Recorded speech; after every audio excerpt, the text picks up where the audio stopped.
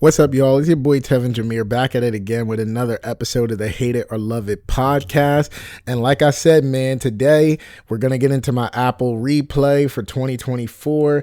Man, these end of the year episodes, I love doing these just because, for this week, we talk about music, which is something that I very much love. Of course, if you guys been keeping up with the podcast, you know I love talking music.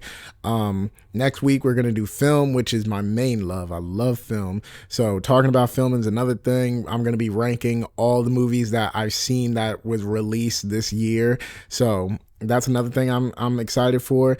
And then for the last Tuesday of the year, I like to do the end of year video where like I take a compilation of like pictures that I taken like throughout the year, and like, you know, I talk about those memories and stuff like that. I always do an end of year photo for Instagram, so basically I'm just going to take those pictures, make an end of year photo, and, you know, just explain those moments and talk about various things about this year and what I hope for next year. But like this episode says, today we are just focused on the Apple Music replay. Like I said, man, you know, we're going to go through my music stats for this year. And I'm a big music lover, but I think I should say this before we really get into it. Look, y'all, I'm a big music lover, but like I tend to listen to more R&B, and I tend to listen to more older music. Not like old music like 80s or 70s, but I mean like I'm a 2000s lover. Like, you know, I grew up in the 2000s. I'm a 2000s kid. I was born in the late 90s, grew up in the 2000s. So I appreciate more of a 2000s sound, and let me tell you that my stats are definitely going to show that, especially for one particular artist who blew up in the 2000s. But if you know me and if you've been watching the latest episodes of the podcast, then you probably know who is going to be at the top of these stats. I'm just saying now that you guys should not expect completely current artists for my list. I love older music, so when I say do not expect a lot of a lot of newer artists, do not do that. Trust me, do not do that. My list is not like plenty of other people's lists, so I'm going to just let y'all know that now. And I'm also just going to let you know the person that is at the top of my stats, you're going to keep seeing their face. And by the end of this episode, you might even be tired of them, because I've had my friends look at my stats and they've been like, damn, you really love this person. And I'm just like, did y'all think I was joking? Like all year when I've been saying that I love this person's music, when I say that this person's music, you know, kind of touches me, like I think people be thinking that I'm lying, but like, no, my stats have definitely shown that I ain't lying. Like this person, I love their music, and they're going on tour next year. So I'm really debating on, do I want to go see them or somebody else? Because another artist on my list is also going on tour around the same time. And I'm like, who do I want to pick? So, you know, that's not for me to figure out in this episode, but I'm just letting y'all know that the number one person on my list, y'all should just expect to see them over and over on this video. But all right, y'all, enough talking. Let's get into it, man. Let's get into my Spotify Wrapped. So the first thing that we're going to look at is my minutes.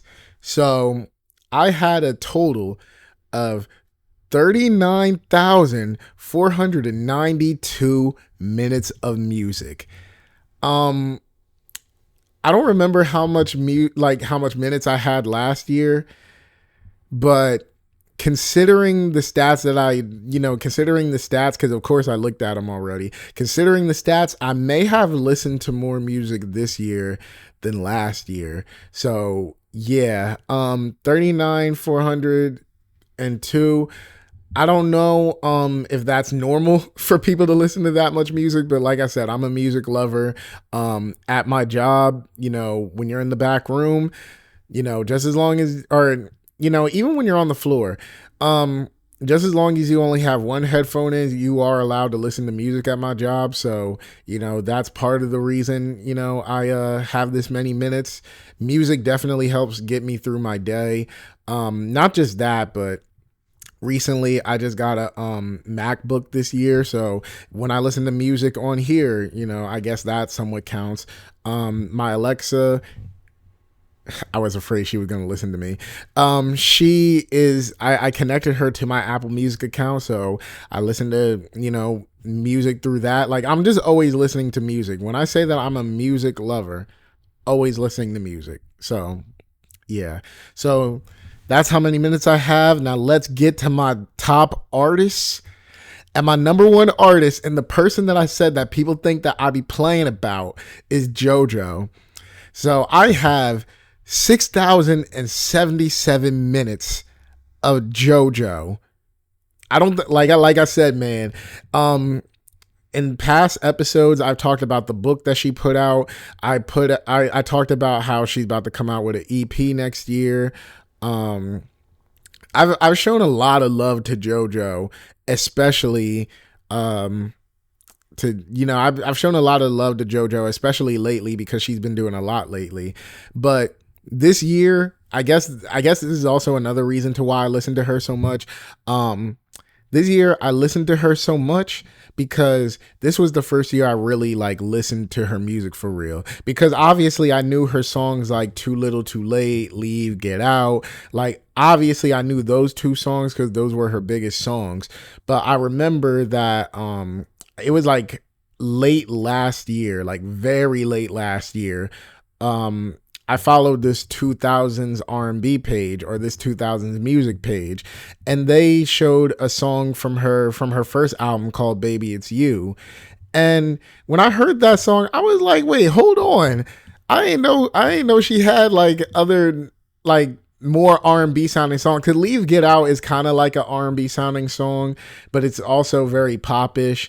Too Little Too Late is definitely pop, but Baby It's You sounded like, typical 2000s R&B. And I was like, wait, I didn't know she made songs like this. I thought she only made like more pop type records. So when I heard Baby It's You, I was like, wait, hold on. Let me go listen to the rest of her first album. And I instantly fell in love with her first album. The crazy thing about it, she made the album when she was 13 years old. But the way that she was singing, some of the subject matter she was talking about, you would have thought she was a single mom getting through the struggle. Like, she talked about a lot of mature things on that album. And despite me being a 25, I was like 25 when I first heard the album. Despite me being a 25-year-old man listening to a 13-year-old girl sing about love and the struggle and stuff like that, for some reason, a lot of the songs, just hit with me. Like I connected to a lot of the songs on that album. And, I tried to tell people all the time, like, yo, JoJo, she really is one of them ones. And later this year, for a while, I was just stuck on her first album, but I was like, you know what? I should check out her other albums. So I listened to her second album, The High Road. I listened to basically all her projects, everything that she released to, up to this point. I've literally listened to everything. Another contribution to why I listened to her this much is also because, I downloaded a lot of her mixtapes. So I explained it in another episode. She was going through a lot of label issues. And the only way that she could really release music was through mixtapes and stuff like that. Mixtapes, EPs, and just as long as she's not making money, she could release projects that way. And I downloaded all those old mixtapes. So I downloaded old mixtapes. I downloaded remixes that people made of her music. I downloaded like EPs that used to be available but not available. I downloaded her shelved third album that the label stopped her putting out. Like I downloaded any little thing of JoJo's music I could downloaded that shit, added it to my Apple iCloud account, and yeah. I'm pretty sure that's a big reason for why she's number one. I mean, naturally, I was listening to her more than everybody else, but of course, I don't think Apple Music takes in the stats like music that you add on your phone, but I guess it still takes like how long you've been listening to that artist. So yeah, JoJo, number one. And because I've been, diving into her discography and all of that, of course, it should come without no surprise that I wound up being in her top 100 listeners. Yeah, the top 100 listeners. Okay, if I'm going to be fair, if I'm going to be honest, if I'm going to be fair, JoJo, she's not as popular as she used to be. So I don't really know if it's like a big feat for me to be in her top 100 listeners, but I consider it a good thing. And, you know, if I had to recommend any album from JoJo besides her first album, the self-titled one, I would probably have to recommend her latest project, Trying Not to Think About It. Now, she said that that's an EP, but honestly, it's album length, so I like to just call it an album. If you're going to listen to any JoJo album, listen to either the first album, JoJo, or either listen to Trying Not to Think About It, which Trying Not to Think About It, in my opinion, is probably tied with the first JoJo album, just because obviously she's an adult by that point, but also that album was fully about like relationships and mental health. And of course, mental health is a big thing for me. So hearing her, sing about a lot of the mental health struggles she's been through, definitely a powerful album. So, if you want more of your lighthearted album, go listen to her self-titled first album. If you want to hear more of a mature but also, deeper R&B album, go listen to Try Not to Think About It. But either way, go listen to JoJo. We need to get her back in the mainstream and, make people forget about the other JoJo, Siwa. We need to make people forget about her, and we need to, bring up this JoJo. But enough talking about JoJo for now, because like I said, she got a lot of stats on here. Let's get into my other top artists for the year, and let's go through them all. 15, we got Lil Tecca. I love Lil Tecca's music, but to be honest, I haven't been listening to him as much as I did last year. At number 14, we got Joe, old school 90s R&B singer. I think the only reason that Joe is up here is because, well, one, he's part of the Power theme song, which y'all know I'm a big fan of Power. He's part of the Power theme song, so, listening to that song over and over probably might have added to it. But I was trying to do a deep dive on Joe's discography early in the year, so that might play a part in it. But Joe's a nice, 90s R&B singer. He got a lot of classic hits, and I feel like he's kind of underrated when people talk about like the legends of the 90s, like R&B. So Joe, if you guys never heard of him and you guys, like that old school R&B like me, definitely go check out Joe. 13, we got 21 Savage, which I feel like 21 Savage's album was very underrated this year.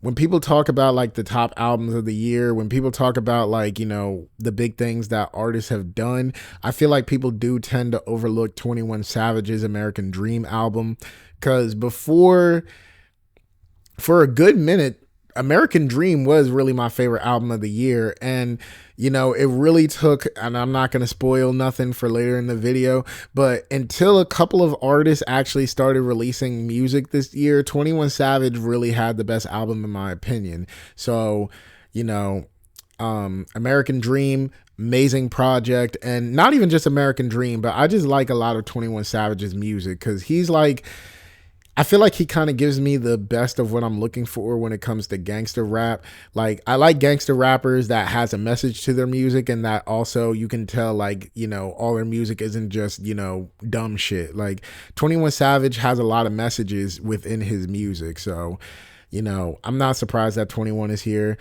I am very fucking surprised to see Trey Songz at 12. I don't know how Trey Songz got at number 12.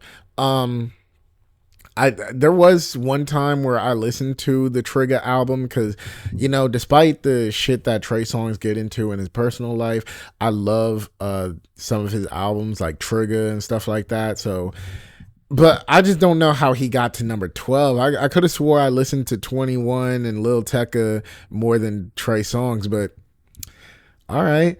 At number 11, we got The Weeknd. I love The Weeknd. I love a lot of his music. Definitely the trilogy, stuff like that. So I'm not surprised that he's here. At number 10, if you guys, seen my last Apple replay video for last year, I said that Jaheim is always going to be in my top 10.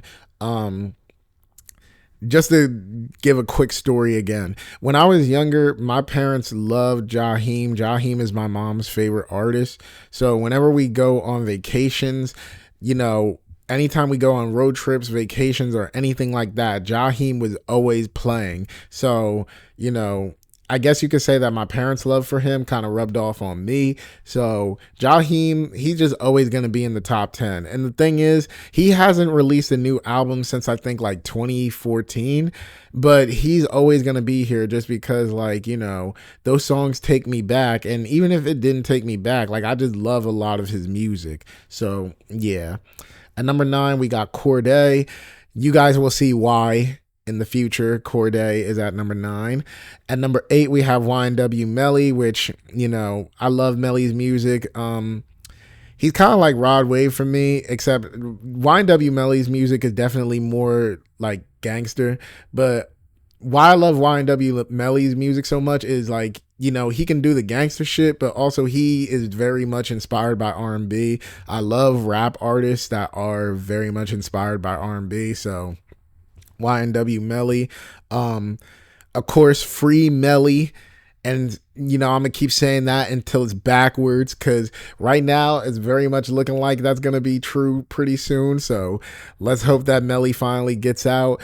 At number 7, we have Bobby V. Now, the way that my parents love Jaheim, that's somewhat the way that I love Bobby V's music. And I feel like when I get older, I feel like, you know, when me and my kids go on trips, Bobby V is going to be, you know, the Jaheim for them. Like, because Jaheim is a very underrated old R&B singer, and Bobby V is a very underrated R&B singer from my time growing up. So I feel like, you know, I'm definitely going to put my kids on, because he got more hits than just Tell Me and Slow Down and Beep Beep, like, and Mrs. Officer. Like, Bobby V really has a pretty good discography. I can't speak for his newer projects, but a lot of his projects are really good. At number 6, I have Drake. And I might as well just, you know, just address it right now. Yeah, at number 5, I have Kendrick Lamar. See, I think a lot of people didn't expect Drake and Kendrick to be close to each other, which, if I was to go through a lot of my other stats throughout the years, Kendrick and Drake are always close to each other. And I just want to say this now. While I did like the battle between Kendrick and Drake, and I've been rooting for Kendrick the whole time, I think people get it twisted that I still like Drake as an artist. Drake as a person, different conversation.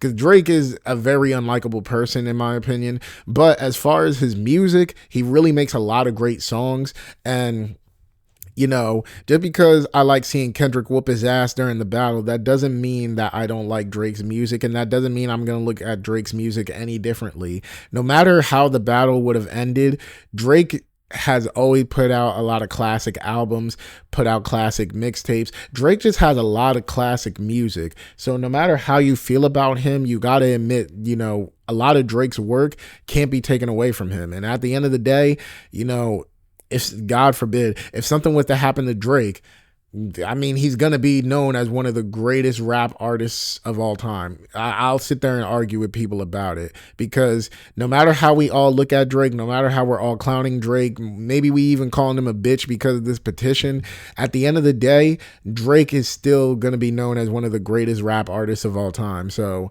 you know, I'll stand on that hill. I'll argue with people, and yeah, it just is what it is. Drake, of course, he's always at the top of my list, same as Kendrick.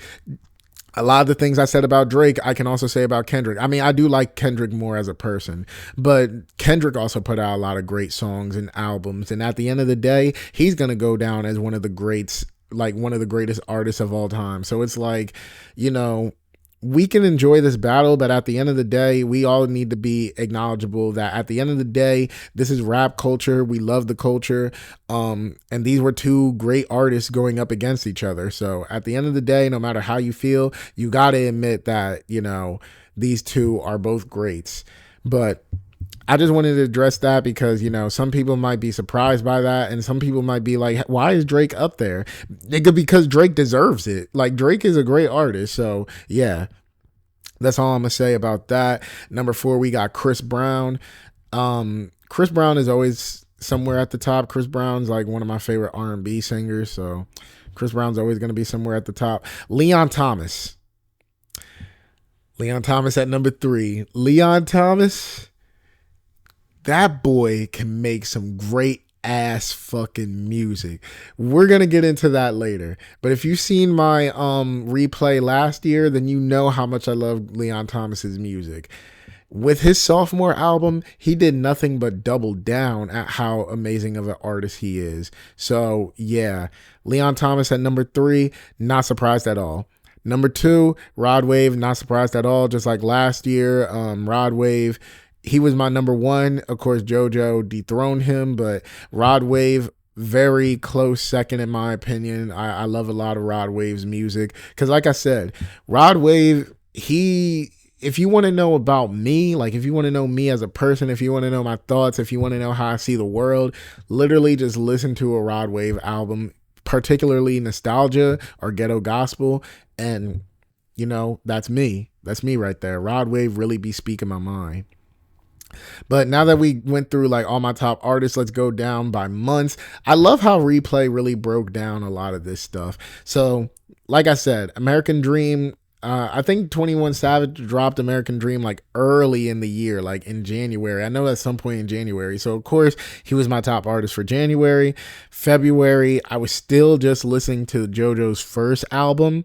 So, you know, JoJo, February, March was Rod Wave, April was Rod Wave, and then from May to August. Now, I will say this, in March and April, I was getting into more of JoJo's music. I think around March, that's when I was like, you know what, let me start listening to more JoJo's music. But that shit was really hitting for me around the summertime. It was really hitting for me around the summertime. So May to August, nothing but straight JoJo. Nothing but straight JoJo. September, that's when Leon Thomas dropped his second album, which I love that album to death. So, of course, he was September. October, Rod Wave dropped his new album. So, of course, Rod Wave got back to the top artist in October. And then in November, Corday. But if December could have been counted for, I would tell you that December would definitely have been Kendrick's month because GNX, fire. But yeah, so that's it for the artists. And now let's go on to the top song. And my top song of the year is Anything by JoJo, which let me be real with y'all. At first, I did not like this song. I felt like the sample was very weird. Like, not saying that I didn't like it, but it was okay to me at first, but I felt like the song had to grow on me. But once it grew on me, Anything is such an amazing song in my opinion. And it might actually be my favorite JoJo song. Might be. Someday, maybe I might do a JoJo ranking. But yeah, Anything is such an amazing song. You know, at first the sample, I found it weird, but like as I started listening to it more, I'm like, okay, I appreciate the sample. I appreciate like how she implemented it, and like the performance on the song, great. But let's look at the comparison to last year. So yeah, Anything was my top song this year with 111 plays. Last year was Love Jones by Leon Thomas with 97 plays, which, like I said, love Leon Thomas's music. So are y'all prepared for this? The top songs, pretty much all by JoJo. Like most of that shit is JoJo. So 15, we got Keep On Keeping On from her first album. 14, we got Get It Poppin', which is a bonus track from her second album. 13, I May Never Find by Chris Brown. Basically, I didn't know this song existed. Like, I was going through Chris Brown's discography at one point. Not that I haven't already heard all of it, but I was like, is there something that I missed? And basically, I May Never Find was like a little song attached to the Run It EP. You know, his song Run It. There was like a little EP that they dropped with, I think like 1 to 2 songs, and then it had like remixes to Run It on there. And I May Never Find was somewhere in there. And yeah, I never knew this song existed, but I May Never Find is such an amazing song. Like now that's like top 5 Chris Brown songs for me and his whole discography. Like that's such an amazing song in my opinion. At number 12 we have Like Yeah by JT. I think I found this song through TikTok. Actually, no. So what happened was I went to go listen to my album, my Prodigy 2 album, and I think at the bottom, I was just kind of curious of who they said I was similar to. And I saw JT's album, or I saw JT at similar artists. I clicked on it, and Like Yeah was his most popular song. So I clicked it. For one, Apple, I sound nothing like JT.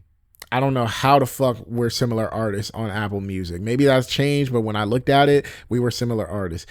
I am not a similar artist to JT. He is definitely R&B. I was definitely rap. But Like Yeah is such a great song just because no slight to JT, but it very much just sounds like a Chris Brown song. Like if it came out that Chris Brown was pretending to be somebody else and he was pretending to be JT and he made this song, yeah, I would not be surprised. Like Yeah is pretty much just a Chris Brown song. At number 11 we have Anxiety, Berlinda's theme. Pretty much another JoJo song, but this one was from her Trying Not to Think About It album. At number 10 we have Baby It's You by JoJo from her first album. Like That, not the Future Metro one, from JoJo.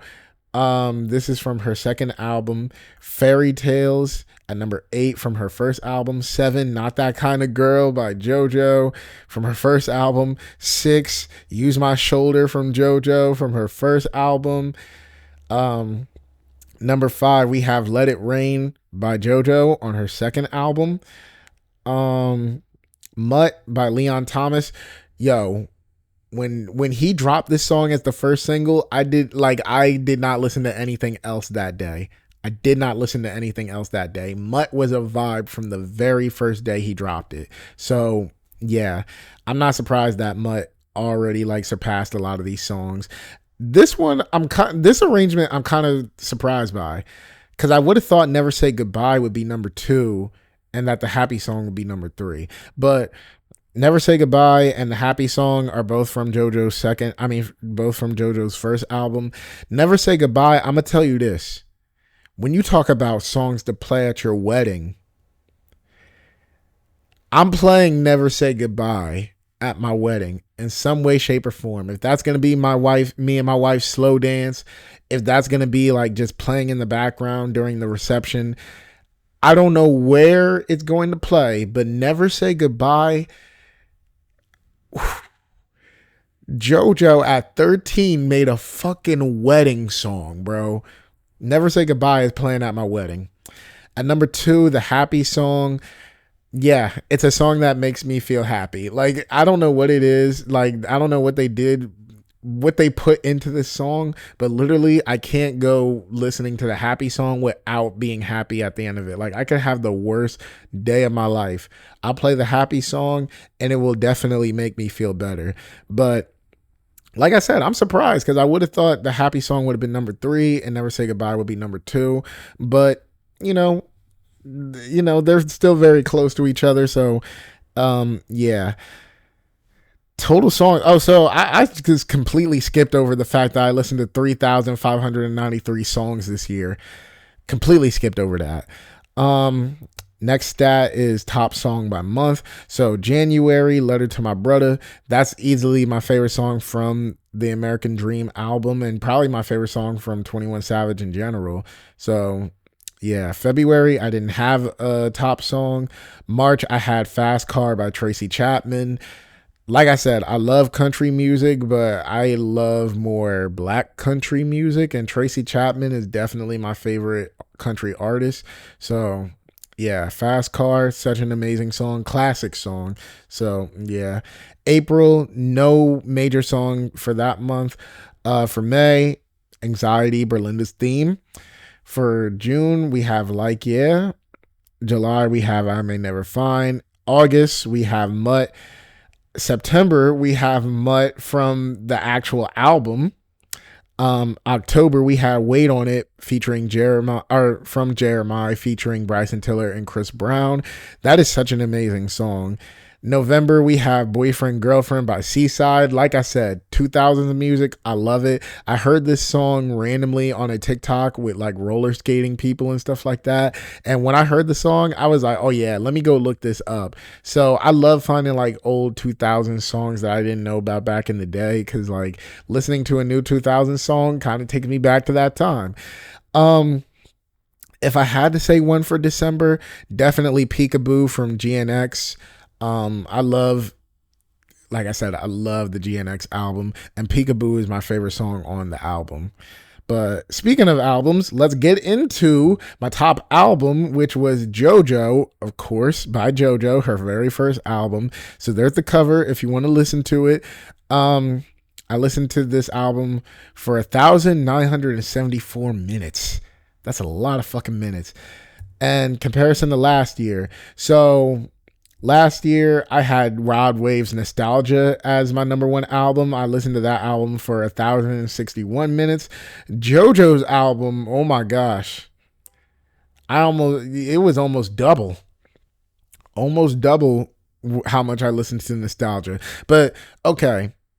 This is something we also need to clarify. Sometimes we need to clarify like the releases of these albums.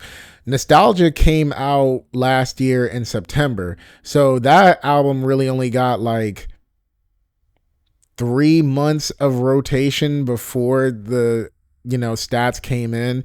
JoJo is an old album from like 2004 that I've basically been listening to throughout the whole year. So, of course, it had more time to be listened to. But Nostalgia, like I said, man, it only had the 3 months, but it definitely had the whole year of this year. So let's go into what I mean by that. And when you look at my top albums of the year, which I listened to 378 albums. So let's go through them. Number 15, we have Pray for Love by Rod Wave. Of course, I love Rod Wave's music, so of course it's up here. 14, we got Mad Love by JoJo, which unfortunately is my least favorite album from JoJo, but considering that I consider her an amazing artist, that's really not saying anything bad either. 13, we have Last Lap, Rod Wave's new album, which, to be honest, I haven't really gone back to listen to this album like that. If anything, the album's not bad, but it's kind of disappointing to me. So I go back and listen to like a select few songs, but as far as like a full project, I don't go back to listen to Last Lap like that. Good to Know, which is another album from JoJo. Pretty good album. I would probably say like it's probably my second favorite album as far as like, her older music and stuff like that, like when she's older. At number 11, we have Disturbing the Peace by Bobby V, which, like I said, Bobby V, underrated artist. That's his first album. Listen to that album because I think that is his best, and I feel like that's also his most classic. At number 10, we have American Dream by 21 Savage, which, of course, I said that album is very underrated, so of course it's up here. Number 9, we have Ghetto Gospel, Rod Wave's first album, and if I had to pick a definitive Rod Wave album, it would be Ghetto Gospel. So yeah, number 9, Ghetto Gospel. 8, we have GNX by Kendrick Lamar, which he literally released this like a couple weeks, like 3 weeks ago. So it really didn't have that much time, but for it to already be this high up compared to other albums that I heard this year, that just goes to show how much I really love GNX. If it was given more time, GNX would definitely be over the crossroads. I'll tell you that. Actually, if GNX was given more time, I could realistically see it in the top 5. But considering that Kendrick just did a surprise drop literally out of nowhere weeks ago, GNX, yeah, it's amazing that it's already kind of up here because number 7, we got The Crossroads by Cordae, which explains why Cordae was, I think he was like one of my top artists for November. He was something for November, but yeah, Cordae, very underrated album this year. I feel like a lot of people is overlooking this album just because, Cordae's last album, From a Bird's Eye View, it was very underwhelming. It wasn't as good as a lot of people expected it to be, and I feel like a lot of people kind of wrote him off because of that. But trust me, The Crossroads, very amazing album in my opinion. I find it better than The Lost Boy, and honestly, if I had to personally say my top 5 albums of this year, I'm gonna keep it real with y'all. If I have to say my personal top 5 albums this year, which this is just going off of how much I listen to the albums, but if I had to say my personal, number 1, Mutt by Leon Thomas. Number 2, GNX by Kendrick. Number 3, The Crossroads. Number 4, American Dream. And I know this is gonna kill people that this is number 5, but number 5, Chromacopia by Tyler the Creator. And the reason I say that is, one, Mutt is going to go on to be a fucking R&B classic. I don't care what nobody says. Even if it doesn't go on to be an overall R&B classic, it's going to be a personal classic to me. GNX, amazing rap album. Yeah, it's probably not the best Kendrick album in my opinion, just because it's not as conceptual as his other albums. But Kendrick made a fun album, which I've always kind of wanted from Kendrick. Like, I wanted him to do at least one album without a concept and just have fun with it, and that's what I feel like GNX is. The Crossroads, I think, yeah, The Crossroads I consider number 3, just because Corday really stepped up his artistry and his rapping ability. I'm not gonna lie, with The Lost Boy, as much as I love The Lost Boy, I felt like there was a little bit of, I guess the best way I can describe it is not really corniness, but like I just felt like with Corday back then, when people was giving him the title as like the next J. Cole and stuff like that, I just couldn't see it, because it just, I don't know. I have to really think about it, but like I didn't feel like Corday was fully there, and I didn't feel like he fully deserved a lot of the praise. Not saying that he didn't deserve praise, because The Lost Boy was a great album, but I feel like Corday didn't fully deserve all the praise that people was giving him. But with this album, with The Crossroads, Corday is now, in my opinion, surpassed what people were saying about him. This is better than Lost Boy to me. If Lost Boy is your favorite album from him, I'll understand it, because it is a great album. But Crossroads, such an amazing album. Number 4, American Dream. Personally, me,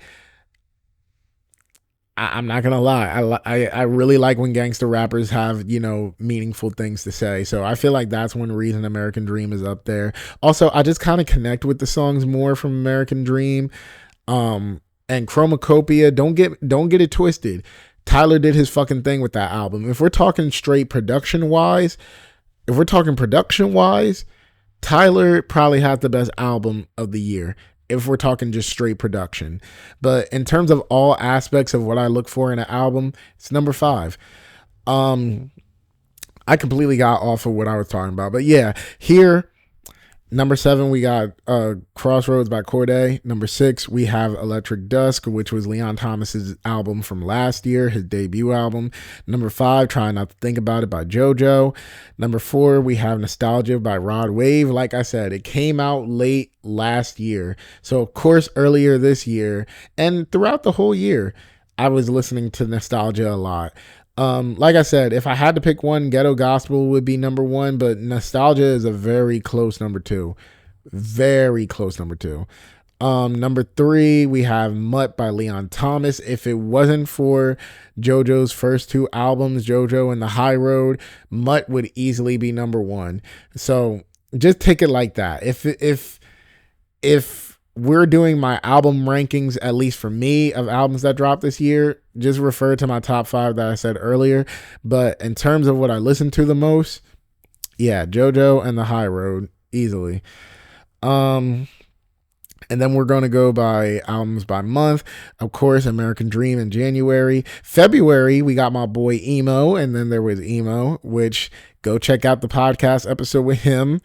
I have 2 podcast episodes with him, and next year, definitely part 3 will come out with me, Emo, and Anthony. But yeah, Emo at February, Nostalgia in March and April. In May and June, we have Trying Not to Think About It. July, we have Chris Brown's newest album, 1111. August, we have Nostalgia Again by Rod Wave. September and October, like I said, Leon Thomas's album, amazing. So Mutt for September and October. And then November, we have The Crossroads. And like I said, if December could be counted, GNX would definitely be there. Next, we have my top genre, which, of course, I tell people all the time, R&B is my favorite genre.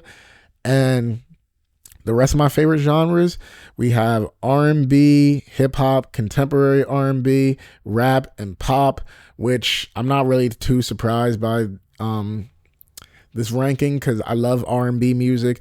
I love hip-hop and rap. You see how R&B and hip-hop, like, even different sections of it are going back and forth. You see how they go back and forth? That's me. I love rap, R&B, hip-hop, soul, whatever you want to say about it. I love the genres a lot. R&B gets the slight edge, but I love both genres a lot. So I'm not too surprised by this. And the final results for 2024. Recap.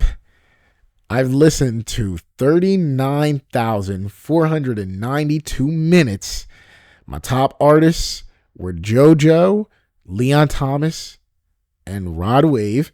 My top genres were R&B and soul, hip hop, and contemporary R&B, which pretty much just R&B and hip hop. Top songs, Anything, The Happy Song, and Never Say Goodbye, all by JoJo. And top albums, JoJo, The High Road, and Mutt by Leon Thomas. So yeah, 2024, man. There goes my recap. Like I said, man, this is nothing like a lot of other people's lists. I know some of y'all may look at my list and be like, yeah, this is. So a lot of people would probably consider my list an L, to be honest. A lot of people probably would, but this is me. This is what I like to listen to. And, I only listen to what I believe is greatness. But yeah, man, I've gotten a lot of subs this year. So I'm very much interested to know what's on y'all replay, or if you use Spotify, what's on y'all Wrapped. Let me know your top artists. Let me know your top albums. Even if you're not gonna go off of like what you listen to the most. If you guys have a top 5 albums, like how I told y'all mine for this year, let me know down below. Like, let me know what y'all got for this year. And if I had to say an overall thought on music this year, I'd probably say that, to be honest, 2024 kind of overall, I would say it was kind of a underwhelming year for me. But the people that did release albums and the people that I check out for definitely saved the year for me, because there was a good point in the year where I just really didn't care for anything that was coming out. But for the people that did release, especially the ones that I listened to, they definitely did their fucking thing. This whole Kendrick and Drake battle, which of course I didn't go through my top 100 songs, but some of Drake's songs went through, like Push Ups went through, even though, like I said, even though that song had a lot of lies and it wasn't solely focused on Kendrick, I like Push Ups as a song. So Kendrick and Drake did their thing this year. 21 Savage definitely. Rod Wave, Leon Thomas, JoJo. She didn't put out a full project, but like the songs that she's been putting out, everybody that put out stuff this year, especially the people that I check out, they did their fucking thing. So yeah, 2024, not the greatest year in hip hop, or not the greatest year in music, in my opinion, but definitely a very notable year. A year that, I enjoyed a lot of the music that came out. Somewhat underrated, somewhat underwhelming, but I enjoyed a lot of the music that came out.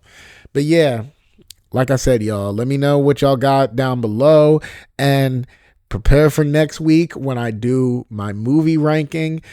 This year, I've seen more than 50 movies, not too much more, but last year, I only seen 50 movies. This year, I think I've seen like 53, 54 movies. No matter how many movies I've seen, we're going to rank it. So yeah, prepare for next Tuesday when I do my movies ranked of the year. And this year was definitely a big win for movies, but I'll save my opinion for the next episode. So, all right, y'all, like I said, let me know down below what y'all got for y'all Wrapped. And with all that being said, Tevin Jameer signing out.